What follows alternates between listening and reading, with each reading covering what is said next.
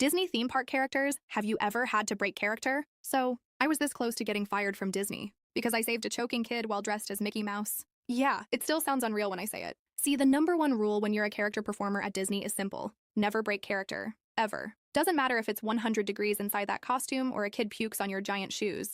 You smile, you wave, and you stay Mickey Mouse. I'd been doing it for 4 years. That rule was burned into my brain. It happened on a Friday night during the fireworks show near Cinderella's castle. I was doing the usual, posing for photos, hugging excited kids when I heard a scream. Like, really heard it. A mom yelling, panicked. I looked over and saw her holding a little boy. Couldn't have been more than 3. And he was turning purple. I froze just for a second, then instinct kicked in. No security, no medics. People just standing there, not knowing what to do. The boy wasn't breathing. The mom was sobbing, begging for help. And I knew.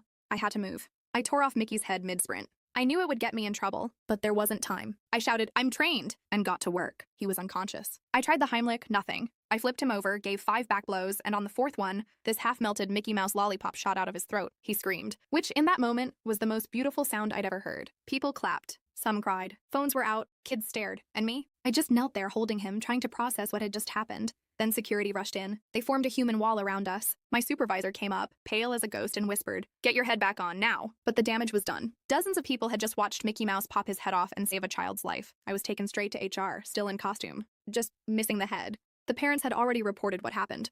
Called me a hero. But HR didn't see it that way. "You broke the illusion," they said. "We have emergency staff for that." They slid termination papers across the desk. I was about to sign when her phone rang. She picked up, listened, and her entire face changed. Then she handed the phone to me. It was the park president. Turns out the little boy's dad, a major news anchor. He'd already posted the full story, called me a real-life hero. It was blowing up online. Firing me now would have been a PR disaster. He said, "Don't sign anything. We're changing the policy, and we want you to help." Within 24 hours, Disney rewrote its protocol. Now, if there's a life-threatening emergency, characters are allowed to break character and act. They even had me help design the training. That family?